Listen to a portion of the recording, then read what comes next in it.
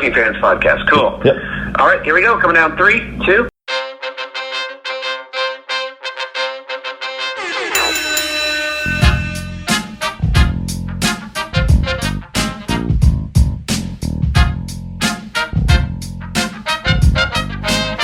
Welcome back for another week of the Working Fans Podcast. This is AJ. I'm the former wrestler.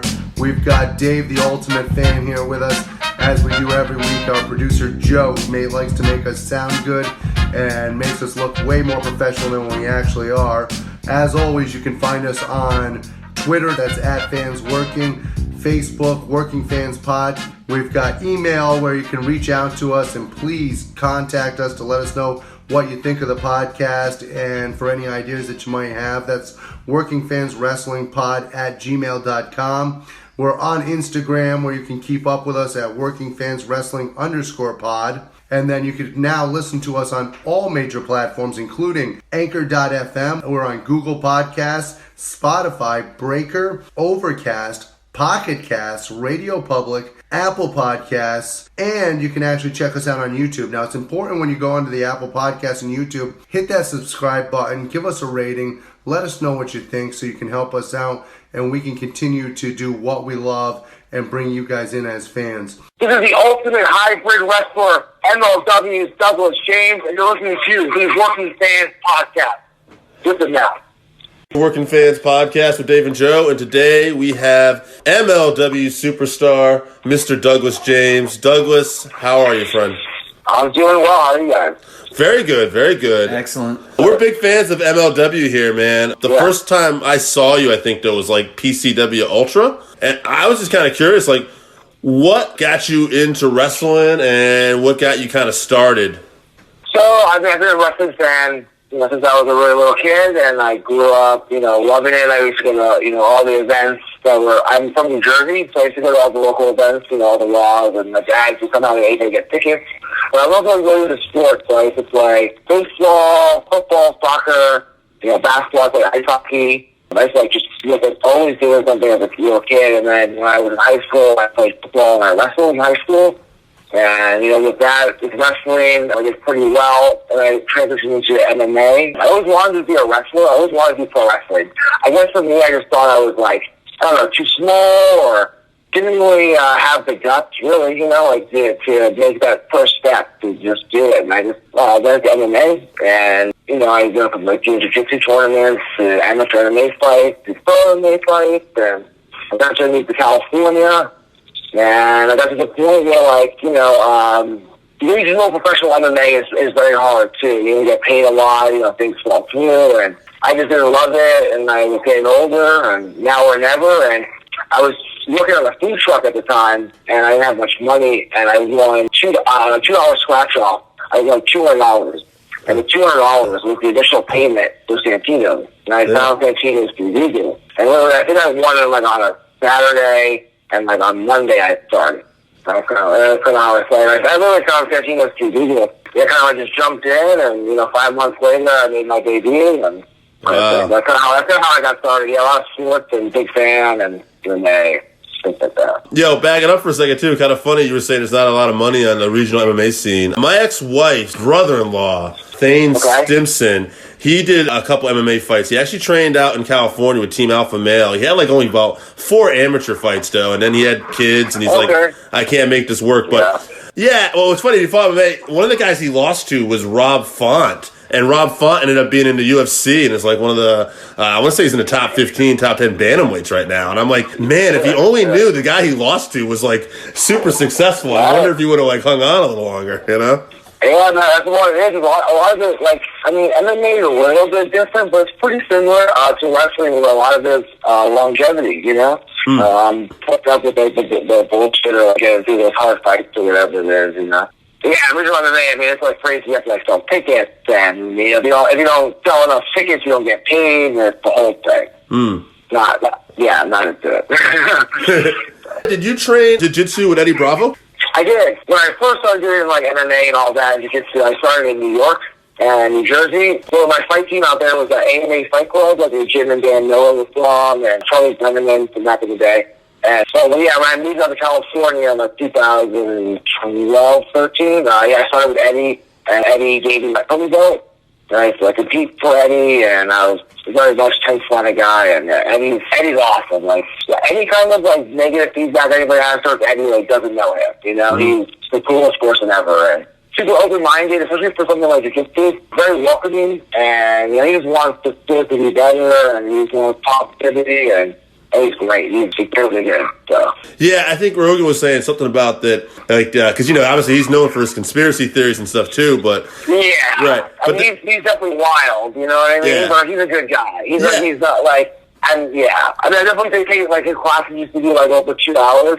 And I definitely showed up to a class once, and he was just so high. He was talking for an hour and a half on awesome. 9/11. You know, like, I think those things happen, but he's really cool, man. But yeah, they were saying that was one of the things that made him so good at jiu-jitsu, though, because he was so open-minded that he was constantly learning and trying new things that no one else would do. Yeah, he's like permanently high, you know. So that's great. As far as like in the ring, your style, is there any particular influences, whether it's MMA or pro wrestling? I would say a little bit of both. I would say a little bit of my style is like almost like I would imagine a lot of the guys that are wrestling now have a similar mindset, but a lot of the guys I grew up idolizing. And I like that shooting style, the more grappling based or hard striking based, like high intensity athletic contest. So, I was always a really big Shawn Michaels fan. Shawn Michaels and Rey Mysterio, my one and number two as a kid. But I really look up to a murderer, but Chris Benoit, like Kurt Angle, those kind of guys. Joe, Perry Saturn, like Eddie Guerrero. Those kind of guys are like Daniel Bryan. So I really like that kind of more of a technical style. But I do have an MMA background. I do have legit fights and tournaments and training, and so I was using that background because being different is good, and to use the best of my abilities, and I have that ability. So so we do both. I think that kind of works out for me. You competed in no-gi tournaments as well, right? Yeah, I competed, pretty consistently all the time, and it wasn't like I competed in like Worlds and stuff, and I won like the SJJIF 2013 Worlds in Long Beach at the Pyramid. I won that. Yeah, and I'm very much like a go all in kind of guy. But I love wrestling, and pro wrestling's the best. So I use a little jiu-jitsu, in my pro wrestling, and keep it legitimate. Now you're in MLW. What would you say? You're working on TV record. Is there any particular promotions that maybe prepared you best for this before you got here? Oh, that's a good question.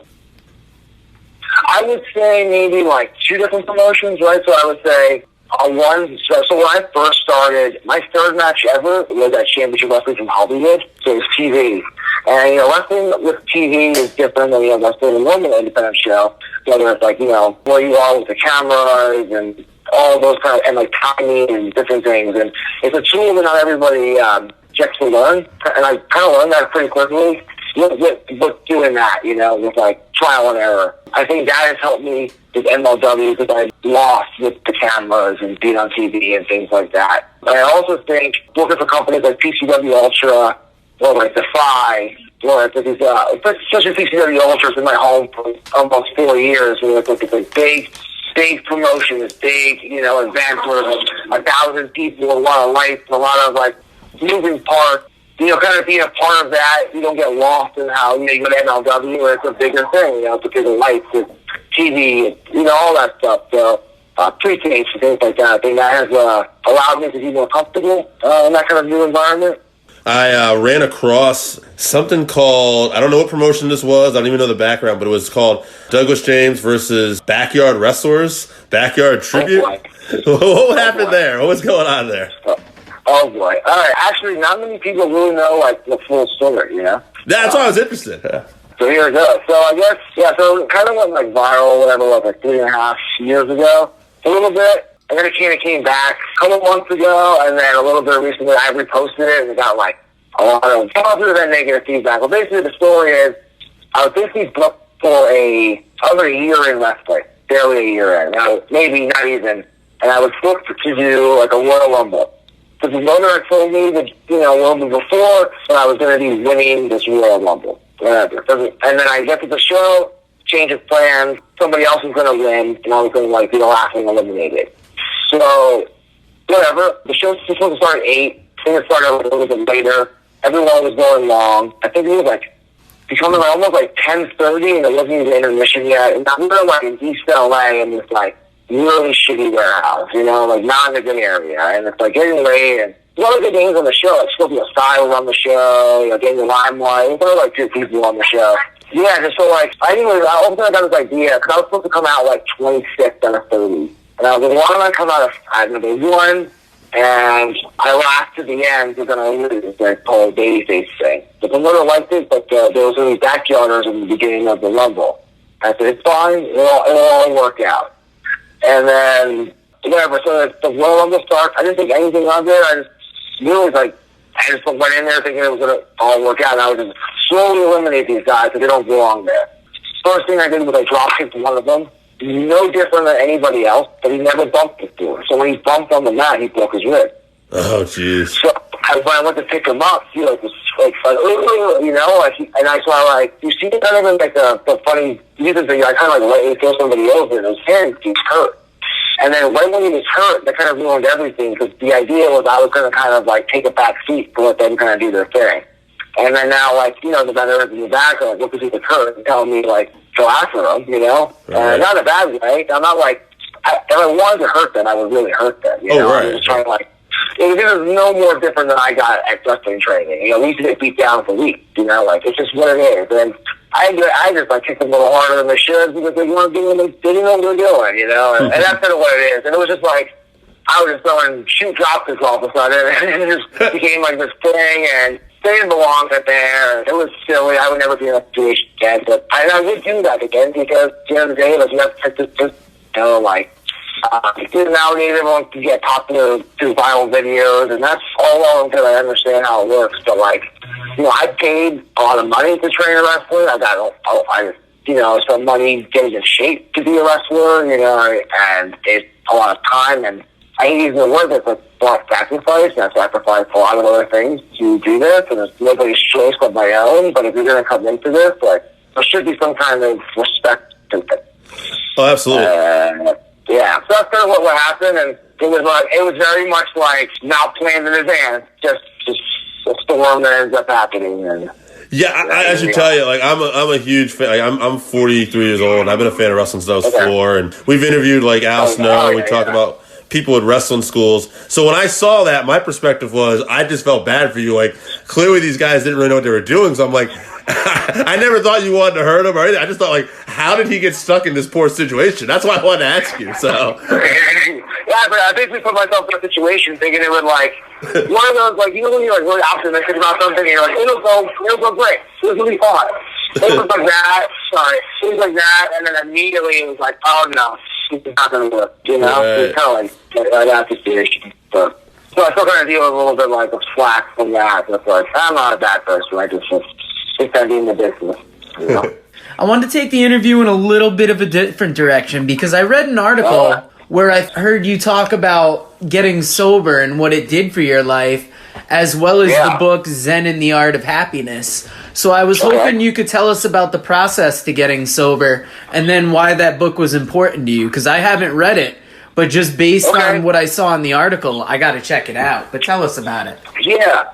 I don't know. I guess, like, a little bit of the rundown was, so, you know, I was in a relationship, I was engaged, and I was wrestling, and I wasn't really happy. You know, I started wrestling, like, in shape and all that kind of stuff. And I guess, like, all of a sudden I started to, you know, use alcohol and weed as a way to, like, cope with my feelings. It wasn't like having a good time. I was doing it just like cope. And it started to come out of control, and basically I got to a point where I realized, like, if I kept doing this, I'm not going to live the life I want to live. And I'm really a pretty positive person. You know, we all have our things. I like to laugh and joke, have a good time. And I realized I wasn't I wasn't me. I wasn't positive. I wasn't really motivated. And I knew that it had to do with me. You know, it wasn't like other people's fault. It was I had to figure it out. And I remember I was doing like a steel cage match in San Diego. And I was driving out of the show, and I realized I needed to, like, figure my life out, like, immediately. And I called my parents, and they live in New Jersey, And basically he was like, I think when you have a problem, the hardest thing to do is admit you have a problem. And I admitted that I needed some help, and basically what I did was I just try to, like, get out of myself, because a lot of times, no matter what your problem is, whether it's, like, spending too much money or being in a relationship, or I don't know, whatever it is, or eating too much, I don't know, like, we all have reasons for why we do these things. Just trying to figure out myself, and so, like, I read this book, and it was, like, almost like a bathroom read, like 100-some pages. And it's a little bit of an extreme side to of being positive. But basically, like, a lot of what life is your reactions to action. Something can happen and you can be negative about it, and usually a lot of times negative reactions cause negative feelings, which cause negative results, And the same thing with positive. If you react positively to something, like a better positive thing might happen and you get positive results.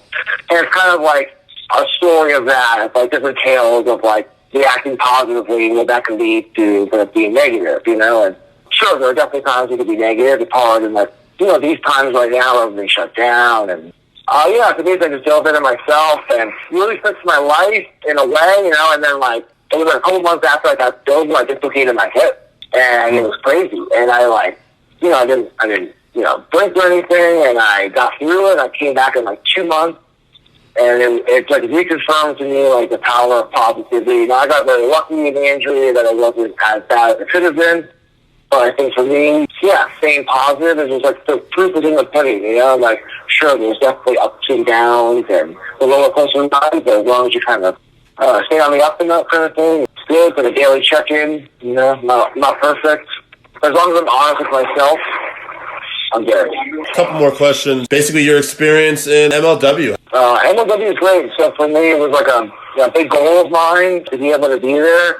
I try, and then being able to be fine with them. It feels like a dream come true, I'm professional wrestler on national TV, international TV. It's a great experience, everyone's really great. It's a great team, and I really love the product. And I think for somebody like myself that comes from, like, an MMA background, legitimate grappling background, it's a perfect place for people like, Loki, Dave Boy Smith Jr., Simon Gotch, different people like that. Dominic Guarini, Thatcher was there, Tom Lawler. It's just, I don't know, it's almost like the perfect place for me. And I'm just looking forward to the future. There's a lot of things happening at MLW. It seems like it's constantly growing. And I don't know what necessarily I've learned. I'm learning about myself and how I need to, continuously get better. I mean, my goal at MLW is I want to be, like, the face of the company. I want to be the Indian face of the company and take it to new heights. Normally we'll ask you if you have anything you want to promote. Obviously, we don't know what's going on right in the world right now as far as upcoming shows go. It's really crazy right now. But honestly, like, if you could, social media, follow me at Douglas James Pro on Twitter, and Douglas James Pro on Instagram. And then, just, I don't know, find out the high spots and different kind of streams and different YouTube channels of wrestling, and just support everybody you can. And I know money's tight for everybody, so you don't got to buy my merch, but just try to, keep wrestling alive and stay positive. Do you have a pro wrestling tees store that people could visit if they want? I don't, but I have a store. It's called DouglasJames.StoreNV, StoreNVY.com. And it has, like, over 10 shirts on there, like coffee mugs and hoodies and stuff like that. So. Right, April 18th got canceled, so hopefully they're on in May, and it's just, it's a crazy time, but I think, we're all in it together, Damn we're right. all dealing with this, not like one person, so. Awesome. Excellent. Thank you very much. All right, guys, have a good one. You as well, man. Thank you. You too. All right, get it. All right, so that wraps us up for this week. Thank you again for listening to the Working Fans Podcast. So as always, you can find us on Twitter at FansWorking. Our Facebook page is Working Fans Wrestling Pod. We have email where you can reach out to us and let us know what you think also. That's workingfanswrestlingpod@gmail.com. Follow us on Instagram, workingfanswrestling_pod. And then as always, please continue to listen to us on Anchor.fm, Google Podcasts, Spotify, Breaker, Overcast, Pocket Cast, Radio Public, all your major platforms. If you're following us on Apple Podcasts, which we are also on now, and YouTube, please make sure you subscribe and give us a 5-star rating. It helps us bring you these podcasts where we get to talk to you and talk with you every week.